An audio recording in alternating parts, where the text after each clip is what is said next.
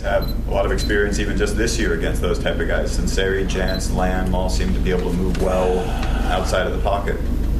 And with all due respect, I don't want to offend anybody, but this Purse is really, at a little different level. And if you just look what he's done for their team, there's a real story in itself there. How does the culture kid kind of complement what he does? He can run too.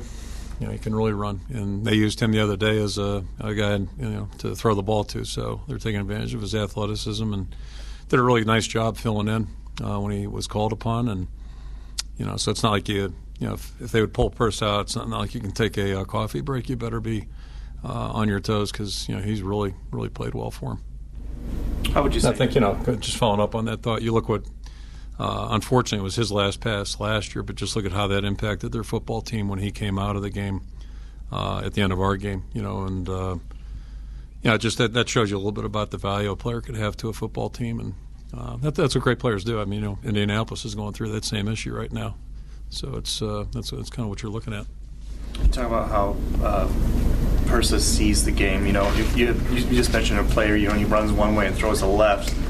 Is that a high level of football IQ going on there? Yeah, it's just it's tough to defend. There aren't many guys that can do that, and that's what makes him unique. And, again, I go back to Seneca Wallace in 2002, a throw he made from where our old end zone used to be, our old locker room used to be. Whatever it was, like 3rd and 16, 3rd and 18, he made a throw that not many guys in the country could make. On the sprint. So, when players have that ability. That makes them pretty unique, and that's why Wallace is still playing. He's really that's an unusual talent. This is the America Needs Farmers game. Now, how do you impress upon your team what they're playing for this week, aside for just on the field when you think about the emphasis the school is putting on the A&F movement? Well, we really kind of covered that back in August when the announcement was, and right now our focus is on trying to get better and see if we can't win this game, and we're all supportive of it for obvious reasons. I think I covered that back in August, and but now we're in an in-season mode, so we really need to be focused on this opponent. How do you prepare differently for a night game as opposed to a day game? That's mental. I mean, it's last week we were 3:30, so I guess we're transitioning from 11 to 3:30. Now we're going to 6, and so it's just no big deal. Slide the schedule and go, and that's about it.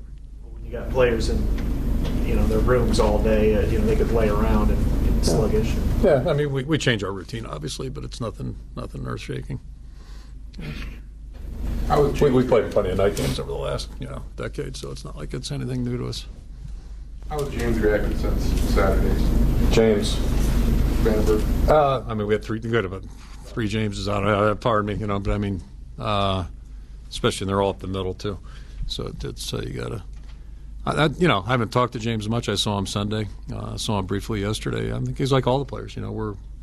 Anytime you lose, it hurts, and you reflect, and on Monday you move on. So I assume that's where he's at, and he's a good leader. I'm sure he's probably doing more than just getting back on his feet. I'm sure he's working with the other guys too. What do you see from Northwestern defensively? They're ranked, I think, last in the Big Ten right now. Total defense. Is it different? Well, I see a team that plays hard and plays smart, and I think that's they have an identity, and they have an identity in all three areas, and that's important. And I think when Mike Hankowitz got hired on there, I think he was really kind of stabilized. Prior to that, there was a little bit of a year to year it changed a little bit, but I think he's given them an identity, and all I know is against us they've made it really tough for us. They've played very well. And that's kind of what I'm focused on right now. Is just what we're doing. We don't have a quarterback that resembles what they played Saturday. So you can take that out of the equation, and our quarterback looks a lot different than the guy they played the week before. So football's a game of matchups, and so it's a little bit different. What's Lowry going to add? Lowry. Well, depth, hopefully. To start with, he hasn't practiced in pads now since August. And he was practicing well. He did a good job in the spring, so that's good news. And but the reality is he hasn't practiced with pads on or a helmet on in basically 2 months. So at least, it's a start back, and we get them going and get them back with the football team. Maybe he can help us out a little bit with depth-wise, special teams, that type of thing, and then we'll just keep bringing them along.